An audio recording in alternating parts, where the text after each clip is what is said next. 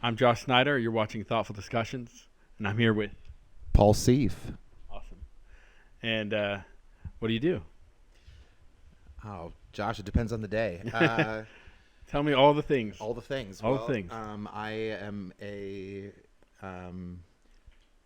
working on becoming a Presbyterian minister. I'm actually in my examination year for ordination. Cool. So I work with a couple area churches. I do this thing called pulpit supply, where basically I give ministers their Sundays off. Cool. Sort of all over the city. Don't ask me where, because they're mostly just places that I like Google Maps there. Although recently I've been out in, I've been like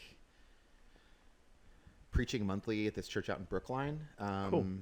But I also am a parent to two. I've got a 19-year-old son who, this is what that looks like. A 19-year-old son who's in his first year at CCAC and actually got his first grown person job. Cool. This year. So he's been working for a political lobby doing gathering voter data on the north side. I've been pretty excited about that. Nice. Pretty important lead into the midterms, I think, for sure. Right.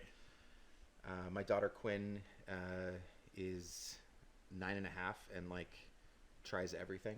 Yeah. So she keeps us pretty busy. Nice.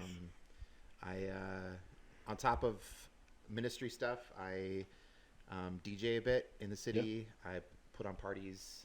Cool. Yeah, so a little bit of this, a little bit of that. I kind of wear a lot of hats, both literally and figuratively. It's good. And you moved to Pittsburgh how long ago? 4.5 years. Okay. Yeah. So from where? From Portland, Oregon. Okay. Yeah, we moved here so that I could finish seminary. Actually went to seminary up in Highland Park. Okay. Pittsburgh Theological Seminary, which is where Fred Rogers went to school. I don't know if you knew that. I didn't. Yeah. Okay. Yeah. That's awesome. So definitely well-rounded. For sure. That's good. And a round face to go with it. That's good to have a sense of humor, especially in this community. What was it like growing up in Portland? For people that didn't grow up there, we have Portlandia and we have, other things that just kind of make fun of it. Yeah, it's all true. That's what it is. Put birds on everything. And yeah. Yeah. So I mean, like all satire, right? There's right. a kernel of truth, and I would say, of course, in the case of Portlandia, the kernel is more like apple-sized, and the apple didn't really fall very far from the tree. Gotcha. I think. So, what was it like growing up in Portland? So I mean, I started going to, all ages dance parties. Okay. Starting pretty young. Yep. We had a pretty thriving music scene. Lots of great local bands. One of our, favorites, Brian Jonestown Massacre, just played here in Pittsburgh last night. I think growing up, we had lots of all ages dance spots, lots of all ages concert venues. Yeah. It's kind of hard to describe what that life was like. I right. I guess sort of any city. Yeah. Where you had a thriving all ages music scene. Right. In the 90s, people don't really know what that looks like or what that is. But, right. Do you think we have that here in Pittsburgh? Not all ages. Yeah. Not that I've seen. I have a couple parties that I do every year that we have an all ages component. Okay. But it's mostly at this party we do in December called Prince versus Michael, so right. a vinyl dance party that people bring their kids out to, which is super rad because kiddos on a dance floor are right. sort of better than anybody. Right? Absolutely. There was this kid that showed up who was maybe 11 and did the entire dance to Thriller. Nice. What? Heck yeah. Bananas. Right. But that's still so legendary. People. My niece, it was she was 3 years old, and she got the Thriller the tape of how it was made, and then I had the video, and she would watch that. She was probably 5, 6 years old. VHS. In her room, she'd watch it 6 years old and loved it. Like she'd watch it every night, and it's like, and this is what 20, 30 years later. This is a while back, but it was still like it's relevant. 35 years maybe. Yeah. So it was 20 years ago, or it was 20 years old when she was watching it. That's incredible. Yeah. I think it's interesting to bring up VHS, right? Because I'm 42. I turned 43 this year. I was born in 1975, which means like in my lifetime we've gone from like 1-inch reel to reel, right? Like tape masters, and 8-track, right? And Beta Max, like. So that's where we were in like 1975, right? Correct. Yeah. Like computers were the size of a room. Like that will do now like less than what something that sits in your pocket. Absolutely. So like right. I have been, in my lifetime we've gone from all of our, I mean I'm a vinyl collector, right? And a vinyl DJ, and like outside of people who held on to some of their records,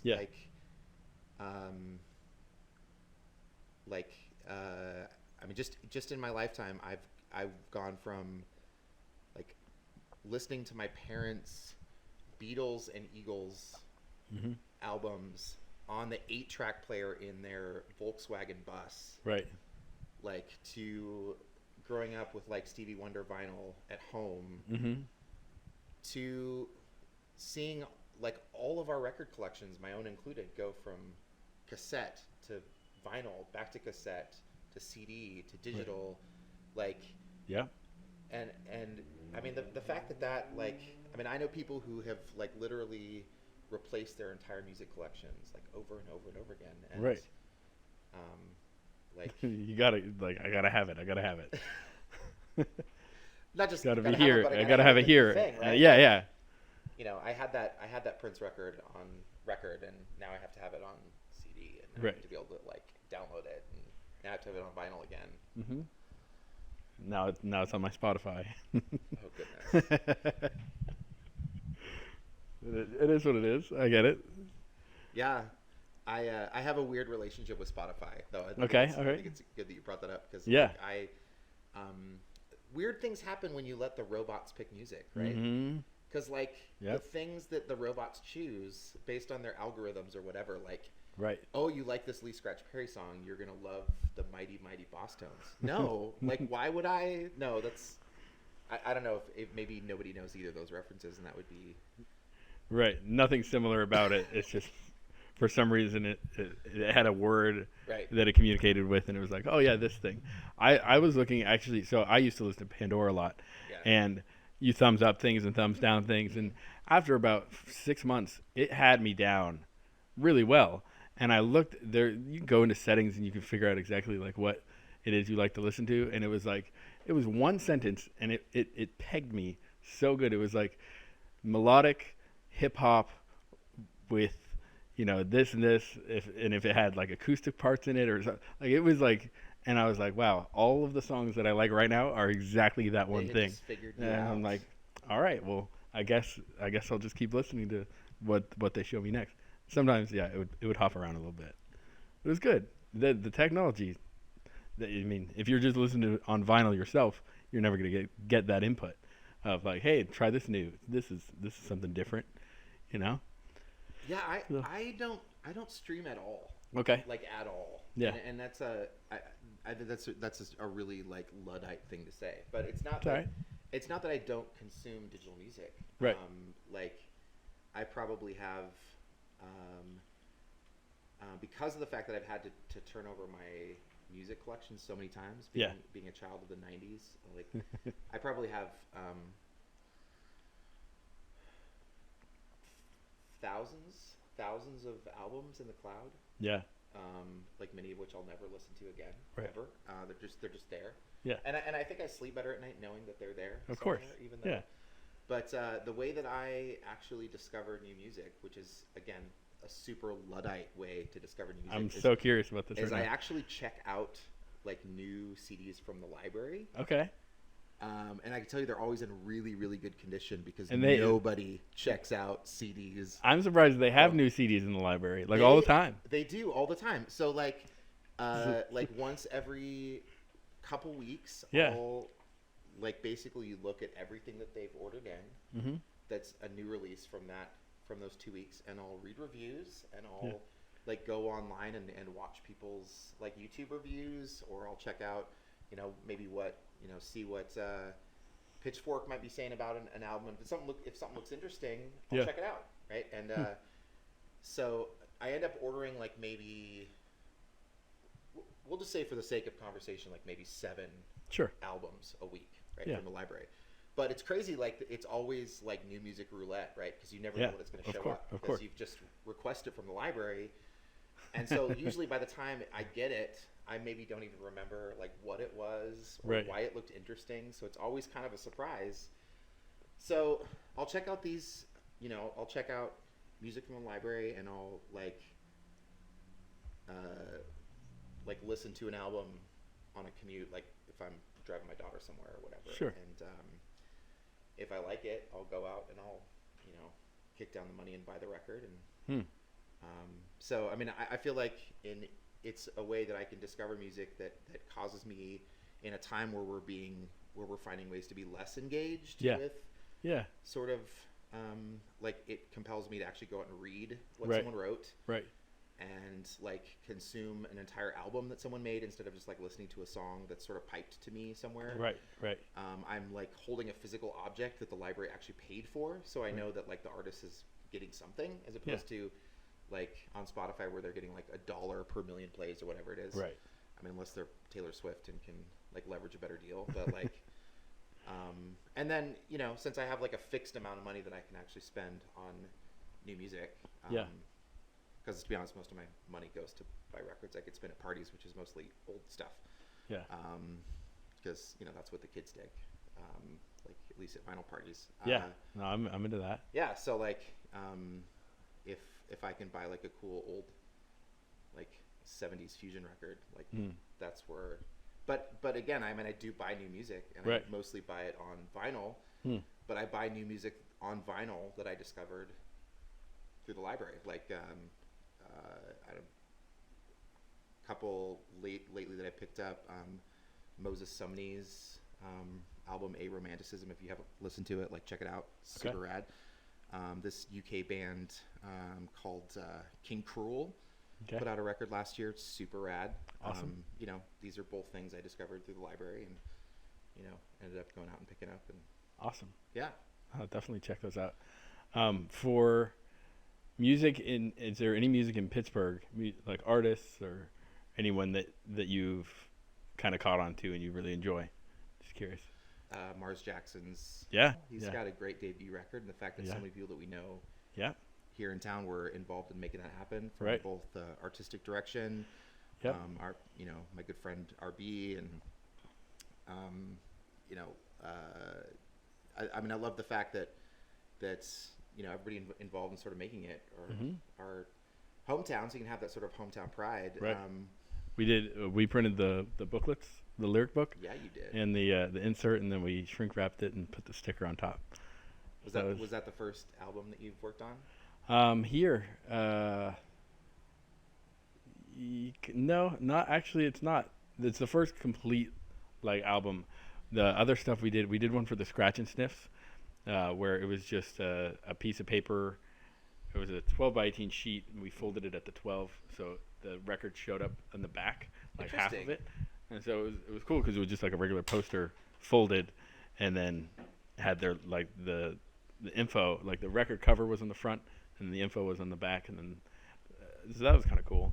And we've done a couple things here and there. We're actually doing some right now for Red Fishbowl has a split CD that they have 2 different artists that are on it, and so we're helping out with the packaging for that. So we did labels, and we're doing the shrink wrapping and insert and everything. So there's been a couple opportunities, but Mars is definitely one of my favorites because it was a big project for one, and it had to be perfect. I like something wasn't quite right, and I'm just like, nope, we're not doing that. We're gonna wait and get it perfect. If anyone's wondering what those popping sounds are on the podcast, that's me messing with my water bottle. That's you gotta hydrate. Not a technical difficulty. You gotta hydrate. A hydration difficulty.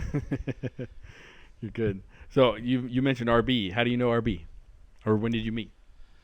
So I met RB I don't actually remember how I met him. Yeah. I know that that I became aware of his clothing line somehow, probably seeing people wear the Pittsburgh stuff everywhere. Right. Right. It's all over town. And the fact that my daughter Quinn, from literally the minute that she found out we were moving to Pittsburgh, she has called it Pittsburgh. Yeah. And still to this day, mostly calls Pittsburgh.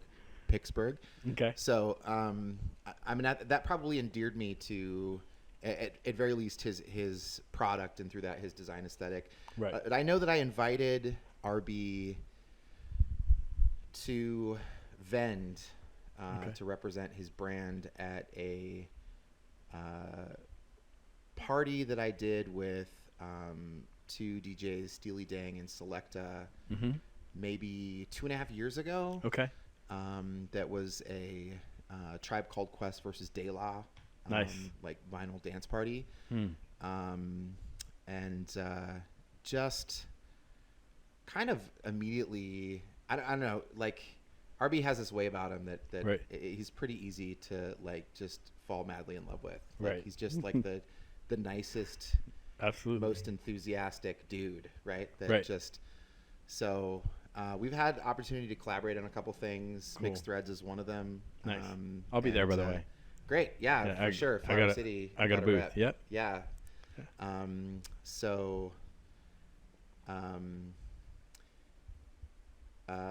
We also have a party called Who Sampled that we have been doing.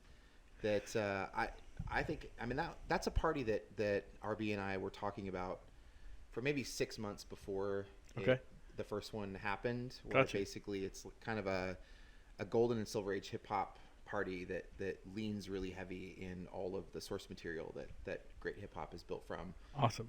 From soul and funk and fusion and great old pop. So it's really cool to see cats like figure out interesting ways to mix together, songs that we all know and love with the samples that they're built from. Interesting. Obviously, and it really, I think it's a very producer forward kind of party. Right. So it's a good time. That's awesome. And that's at Spirit? That's at Spirit, yeah. Cool. It happens right now. We're doing it every other month. There's definitely enough demand from DJs to do it monthly. Okay. Haven't quite figured out how to get the kids to come out to that one. It's interesting, like, the last one, I think we had like 35 people come out, and I think more than half the room was DJs. Okay. It's definitely it's probably interesting for them to see too. They're like, oh, what are they gonna do? Totally. Yeah, it's a good time. Right. I can see that. I mean, I was definitely interested when I saw it. I haven't been to one yet, but I'll be checking it out. That's on my list for sure. Are there any events around town that you see that you like going to that you're not a part of? My good friend Anthony Susan has a party that he does with another friend of mine, Charlie Scott, over at Goldmark. They have a monthly called For the Record. Yeah. Basically, I saw that. And that's a vinyl party, and they always have a guest DJ, and they do a really good job at having sort of filling that third slot with kind of an interesting kind of maybe outside the box. Right. And it could be anything from like, last one was like kind of an old head, like, like rave party DJ from the 90s with like this huge beard, like a Harley Davidson hat, and he was super rad and this super crazy guy, and like had really great stories. But like, I think those sort of parties that I think can transcend genre to some degree, or even transcend generation to some degree, or cultural context. Right. Those are the sort of things that I'm into, and those are the sort of parties that I try to do, and the sort of parties that I try to support a lot. Yeah. And I think part of that is because, as a like a culture kid who grew up in the 90s, right? Yeah. Yeah. I mean, I have a personal definition for the word diversity from going to all ages, right? Like queer run dance nights, right? And going to record stores and like reaching for the same record, as someone who is from a totally different neighborhood, totally different cultural context, right. doesn't look like me, and we're like, oh, you're into that band, I'm in that band, I'm into that band, like right. having those interesting connection points, like that are sort of allowing music or a moment in culture to sort of draw us out of our own feedback loop, and like to understand like relationality in a deeper way, or to more maybe contextualize our relationship to community in some way, right. But like, yeah, so I mean, for the record, that's a great party. Nice. Our boy RB, you know, his imprint, Make Sure You Have Fun. I mean, he's got great parties that I think do a good job at sort of saying something interesting about culture to culture, and I think moving the needle a little bit. Yeah. I like what he's doing for sure. Is there anything in the music scene that you would like to see move forward more, or that it's missing? I mean, I think that the easy answer is, I mean, we'd all love to see more people come out, right? Yeah. And support cool parties. Right. Cool parties aren't sustainable unless people like actually make the effort to come out and support them. And I think that's it's hard in a city like Pittsburgh, right? It's a small town. I mean, sometimes I feel like there's literally 1,000 people that do things in the city, and we all know each other, right? Right. It's true. Like, it's true. And so like trying to get those 1,000 people to go to the same thing. Right. Yeah. Right. It's I mean, it's untenable, right? But like to at least get them, like those of us that do go out, maybe to make more of an effort to go out more often, perhaps. Right. I mean, it's an honor that, you know, this party that we did a couple weeks ago, who sampled, that like so many DJs came out and supported it, right? Because like those are nights that they could have been spinning. Like they're not making money to come out and support this show because they believe in it, right? But ultimately, the show has to make money, which means people need to come out and like. Right. I mean, I think that there's, you know, other than just a general like wish that people would come out more often, like I think that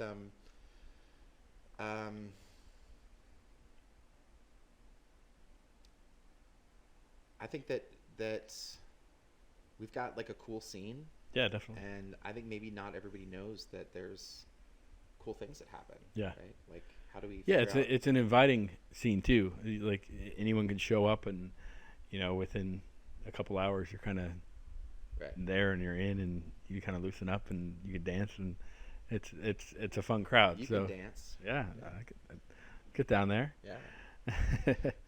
Yeah. So you moved to Pittsburgh 4 years ago. For me, I moved 7 years ago, and I started this business 4 years ago when my son was born. So right around the same timeline. And at first, it was a little bit hard to kind of break into the community because it is so tight knit. But then once I got a few clients under my belt and the word of mouth, hey, this, you know, I was telling everyone I knew, hey, I'm doing printing. Right. And then once I got a handful of people, then it flourished. Right. So for you, what was how did you kind of break that ground? Did you feel kind of the same way, or were you introduced pretty quickly in? So I actually got really lucky. Yeah. And that I got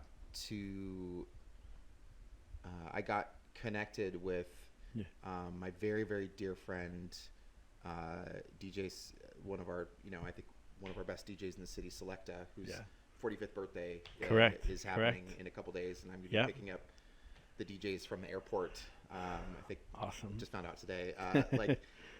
Very dear friend. He and did you know him before you moved? No, like we met at a couple parties. Okay. When I was working for Ace Hotel. Okay. Like he came in and I think spun for the Monday night industry party that Ace does called In the Weeds. Okay. And I struck up a conversation with him because I had come to his record store 720. Yes. Okay. So that was going to be another question. So you had been to the record store? Yes. Okay. Yeah. Right. So because of that record store, I mean, I got to know Jimmy. Mm-hmm. Got to know his business partner, Paul Dang, who's Right. another very, very dear friend of mine. Love him to death. And, Paul Dang and RB and Yeah. I do this thing, Mixed Threads. Yeah. Got to know, Jimmy's former business partner, Nate the Barber, who's also a fantastic DJ. Yep. Got to know, one of my dear friends, Anthony Susan, who's also a phenomenal DJ who used to work for 720. I got to kind of, through happenstance, fell in with some really wonderful and just that's kind of all very clicked. generous people who, were sort of comfortable with my just unabashed, I'm brand new in town enthusiasm. Right. Like let's just do things. Right. Absolutely. Because I hadn't been here to suffer through and know any better. Right. I got chills. Anyone listening that can't see, I got chills right now. The same thing kind of happens, and my buddy Garrett that's behind the camera right now, he moved up from West Virginia, and he's like, every couple of weeks he's like, and by the way, thanks for everything you're doing for me. Like you keep shouting my name, you keep telling people. It's like I get it. Like you gotta put bread on their table too. Totally. And once you have a network, and you see someone that's doing something good that you like, you want to make sure that they're able to keep doing that. Right. And so growing up in Southern California, like you don't look at other people, you don't talk to other people, you don't if you're in public, like it's not really cool to everyone at home. You should be listening to this because it's totally true. On the West Coast, we don't talk to people that we do not know. Exactly. We just don't do it. Why would you do that? Yeah, it's just like no. Where here you can look outside, or you're on the corner and you're like, hey, is that Giant Eagle closed a little early? And someone's like, oh, what happened? And like two people answer you. Yeah. And it's just like you just talk out loud, but it's the same thing in the community. Once you have someone that likes what you're doing, they want to put you on blast. Definitely. And so I'm really glad that you found that. I mean, it's a dual-edged sword, right? Right. And that there's no autonomy in this town at all, right? Because I mean, again, if there's 1,000 people that do things, and we all know each other, like I have the most interesting experiences when, I used to expect that when someone introduced me to someone that they're introducing me to someone that I don't already know. Right. Now in Pittsburgh, I have the experience generally that when I'm at a party and someone's like, "Oh, Josh, have you met my friend?" Right. And whoever they're introducing me to is someone that I I already already know. Right. And we're like, "Oh yeah, we know each other because of this and this and this and this and this." And right. And people just ask me like, "Do you know this person?" I'm like, "Probably." And they're like, "Because Pittsburgh?" Like I don't know. Right. Like I mean, I don't know if I know someone until I look them up online, right? Yes. That happens at 42. But I think that this phenomenon in the West Coast where like people don't talk to people. Yeah. And it's not that like people are mean. No. It's just that like you don't go up to someone who's a stranger and just be like, "Hey, I like your shirt." Like you have to, maybe you like their shirt, but you have to have like other levels of engagement. Like maybe you're in the same yoga studio and you realize that they're your barista, and like then you'll have a reason to introduce yourself, right? Sure. But it's kind of a mix of like, don't be weird, don't waste my time, don't there's some barriers that it's California, so it's chill, or West Coast, and it's like there's a chill vibe, but at the same time, like I feel like like what are you selling? Right. Right. Like what are we really talking about? Correct. What's actually going on? Right. And so there's that healthy suspicion. Yeah. Where here, I mean, you don't have to try so hard. So you don't have to sell anything. You're not trying to like one up someone else, or you're not trying to like get something out of it. Tell me if this experience rings true to you. Okay, let's see. Like, so when we first moved here, I would hang out a bit at Brillo Box, which is just right up the road. Yeah. So, I would just sit at the bar and have a drink. Yep. And when you sit at the bar and have a drink, you make friends. I'm from in Portland. Yes, you go ahead. Sorry. You're just having a relationship with the beverage, the music that's playing. Correct. Maybe you're talking to the person that you came with. Right. You're probably talking to the bartender, but you're not talking to the people that are beside you. Correct. So in Pittsburgh, I'd be sitting at the bar and people would strike up conversations with me. And not only did they want to talk to me, they want to know like qualitative things about my life. Right. Like what I'm into. like likes, dislikes, and like they actually want to get to know you yeah, for some reason. Like they're it's a more human interaction. Right. So of course, being Right. being someone from the West Coast, Right. I have this internal dialogue that's like, at what point is the clipboard going to come out? Right. At what point are you going to try to sell me insurance or like get me to save the planet? Right. Because you can't just be, you're a stranger talking to me. Like, Right.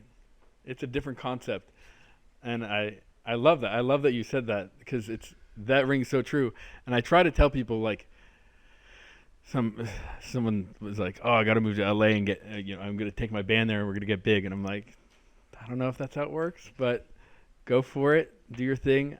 I'm so happy that I left, and to the friends that I have that are still there, it's a toxic culture, and I'm like, hey man, I'm sorry to keep saying this. There's a friend I talk to a few days a week.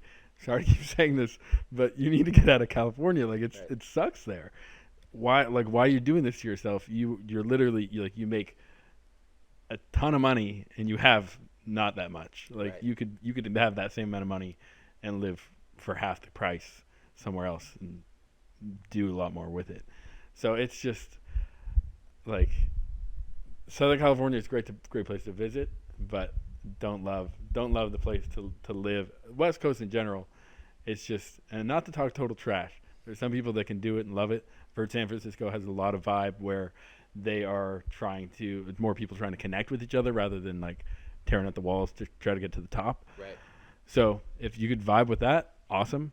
I never really got that. For me, it was always just everyone else is trying to get at what little is there, and so you end up with like it's too much pull and not enough give. So I think that in Portland specifically, I think is an extremely competitive place. Yeah. And it wasn't like that when I was a kid. Okay. People didn't go to Portland to be discovered. Mm-hmm. They went to Portland to like stay off the radar. Yeah, right? They wanted to do their weird thing before it was cool. Like, they didn't go there to do their weird thing, right? Right. They're like, and now, like I think at its peak, something like 10,000 people a day, like are moving to the West Coast somewhere. Yeah. Which just seems utterly unsustainable, right? Right. Like, I think in Portland, what I observed is that there was never, like, when the growth really started to arrive and when property values really started to go up, it went from being like already the whitest major city in the nation to being even whiter. Yeah. Like, and not just like, I mean, there was just no, I mean, I can't tell you how many great creative people that I know who were forced out of their own neighborhoods, right? Yeah. Like, and people that were making a decent living who like, literally couldn't afford to live in a neighborhood that they actually made cool by being there and doing the weird thing, right? Right.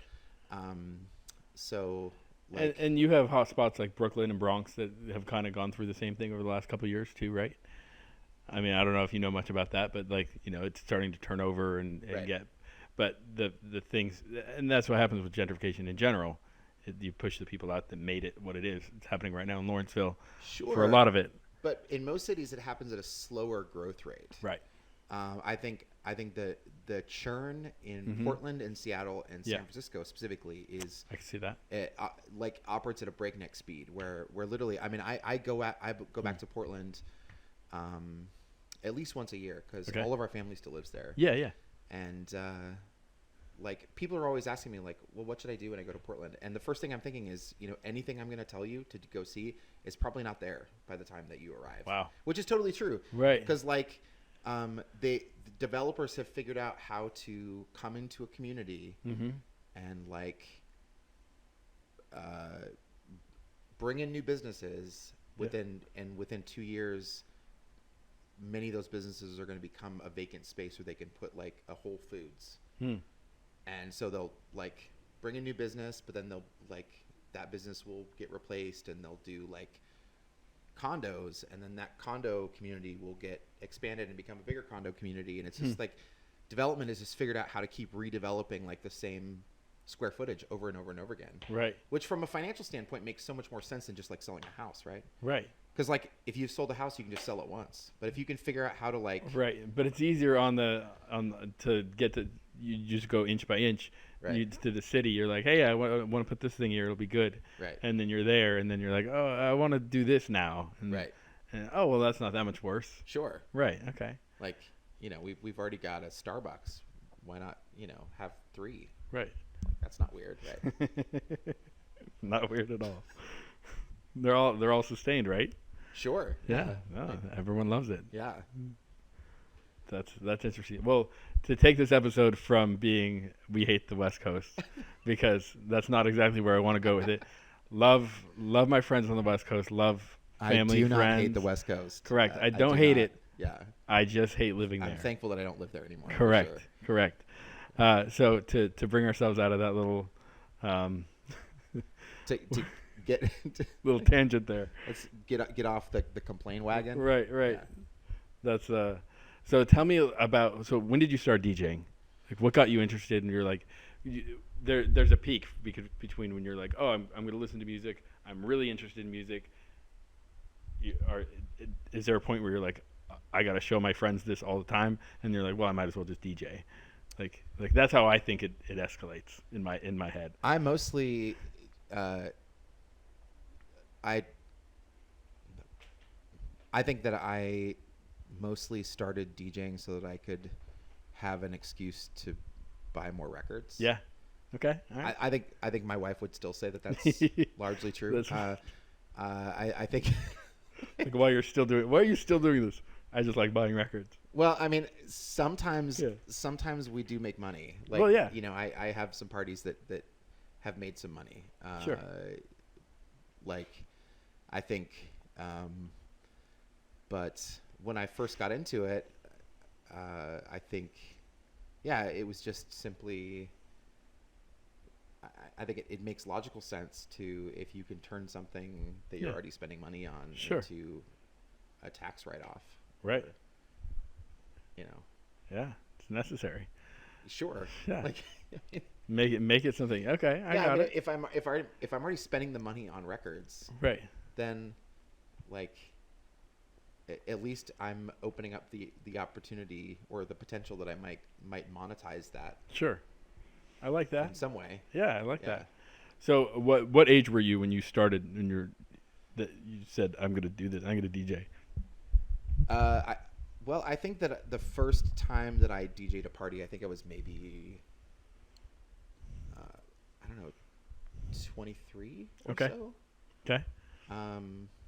But I think before that, I mean, again, I hate to bring up the fact that I'm a culture kid from the 90s, but I mean, like, selecting at a party as a culture kid from the 90s is like just something that everyone was doing. Right. Like, you would bring your music to the party. Right. Maybe there's someone who's the quote unquote DJ. Sure. But even if there is a DJ, sometimes, like if you're at a house party, there still is opportunity for people to just come and just play their records. Right. Okay. So I knew enough people that had turntables. Yeah.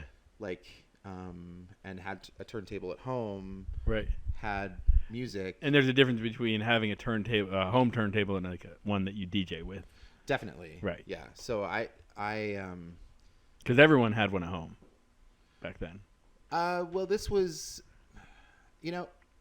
that's not entirely true. Okay. I think that by the mid 90s, I would say that even at that time, maybe half of my friends had access to turntables. Okay. I think even at that point, like, culture had shifted and people were switching over to CD pretty hard. Gotcha. Yeah. Okay. Yep. And that makes sense. Yeah, and the people who had access to turntables, I think, other than a couple friends that I had that were actual DJs, most of them just had access to their sort of parents' turntables. Right? Sure. Like, did we play our parents' records? Yes, we did. Of course. Yeah. And so that segued from, I'm going to just kind of jump on this here and there, And then when did you start to get serious about it, where you're like, this is actually something I want to do, and I want to throw parties, and I want to be involved in this community? Well, actually, throwing parties Yeah. is not something. So, like, promoting parties isn't really something that I did for the DJ community really until I was here in Pittsburgh. Really? Okay. Which is interesting because, like, in Portland, I had had experiences as a DJ. Yeah. I was connected with a lot of DJs who were my friends. Right. I also worked for a all-ages concert venue. Okay. That was mostly booking some DJs, but more booking bands. Right, right. And so, but then never really thought about doing that as a vocation. Right. Like from when I was a grown person and had to get a grown person job, that was largely, I mean, I worked as a development officer for about 10 years, sort of raising money for nonprofits. And I was still going to parties, still connected with DJs, and still, putting on shows sort of in my after hours, as it were. Sure. So I think I had to go through the experiences of walking away from both promoting parties and being, going from a time where I was pretty involved and pretty engaged in a DJ culture in Portland to that maybe fallowing for a season and investing my energy into sort of developing and sustaining community in different ways. Right. I think that what I've come to understand as an adult is that really everything that I've done, whether it's work as a Presbyterian minister or work as a development officer or as a promoter, like all these different hats that I wear are really about just trying to curate spaces where people can meet in a meaningful way. Yeah. And curate spaces where people can find some deeper meaning to,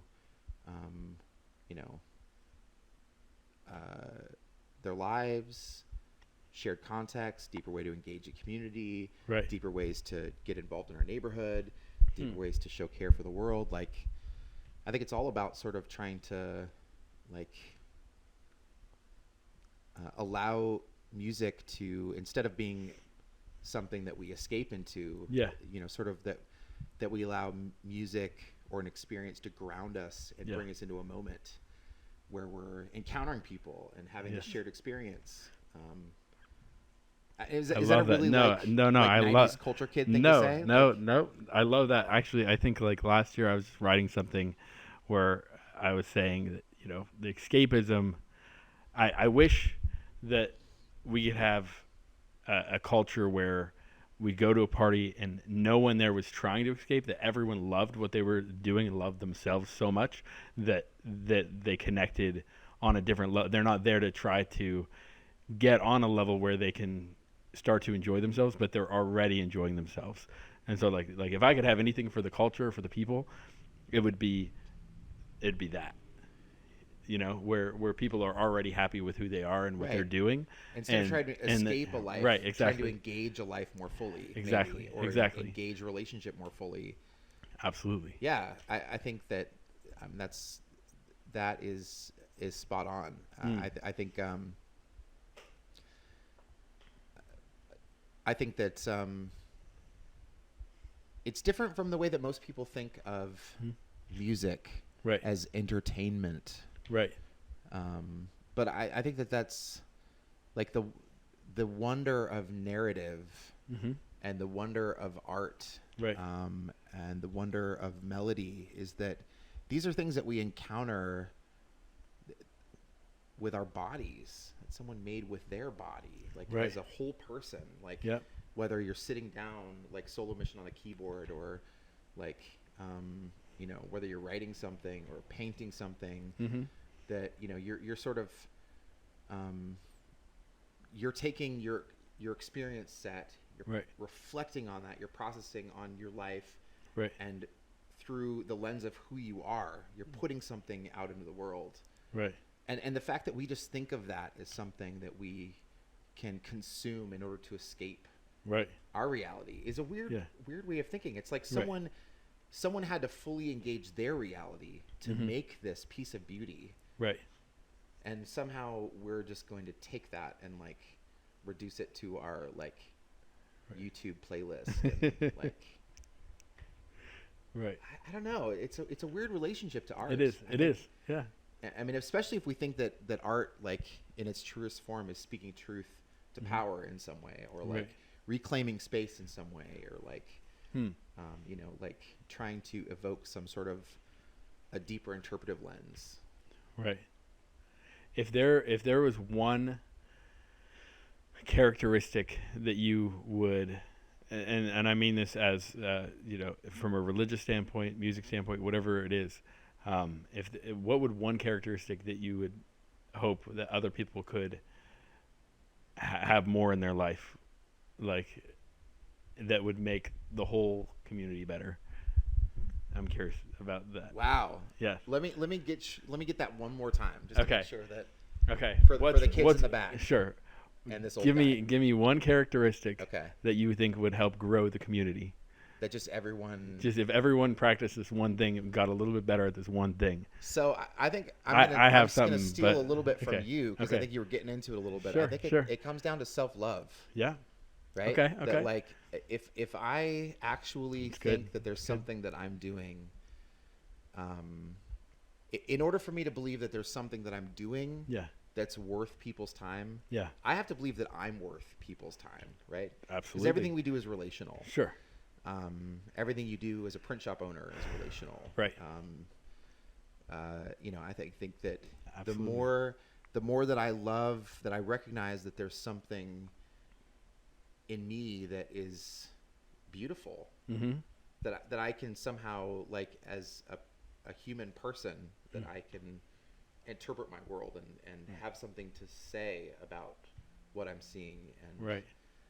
The fact that the human animal has the capacity to actually participate with beauty in some way, like that requires a degree of self-love. Absolutely. Like, more than just self-like. Right. You have to believe that you are ultimately, just as a human, that you're worthy of love. Absolutely. And the more that you like believe that you're worthy of love, the more that you love yourself as a fully embodied person, the more you're willing to take risks and like put your stuff out there and be like, this is my art. Yeah. Like it, love it, get it, don't. Right. Like, I think that's a barrier that a lot of people have because they're not sure if they love it yet, or they haven't found that love for themselves, and so it's harder to put something out when you're not sure of it, you know. And if you have something, hey, I love this thing, try it. This guy with his pizza tonight. Oh, I love this. He's making this. Oh, this looks good. Oh, you know, he loves it. He wants you to have it. He found that thing that makes him happy. And so if you have that, then you have to put it out. So you have to share it with people. Something that you said that I think is really interesting. Yeah. Because I think that it speaks to the way that people think a lot. Yeah. Is that like they haven't had that thought yet, or that realization that they're worthy of love. Right. But I think that's a really Western way of thinking, in that we think that we can like think our way to better living, right? Like, like I'm gonna think better about myself. Sure. Right. No. But absolutely. to your pizza guy, Right. who's like in love with his pizza. Yeah. And he's in love with you, and he's making this pizza that he loves for you, Right. and is like having this relational moment. Yep. Like he learned to express love through pizza by just making pizza. Yeah. Like he didn't wake up one day and like, oh, I love myself now. Right. Now I love myself. I can show love through this pizza. Right. Like we don't think our way to better living.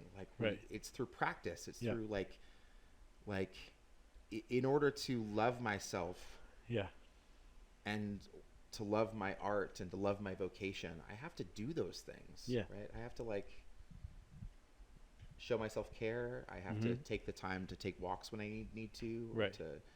To listen to my body when it's time to read, or to reflect, or to get out and be a part of my community. Right.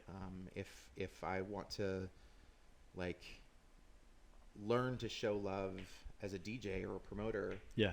like I have to put myself out there and take the risk and just like live into the practice right. of being a participant in community. And in that moment, like I learn how to love my community and love myself, and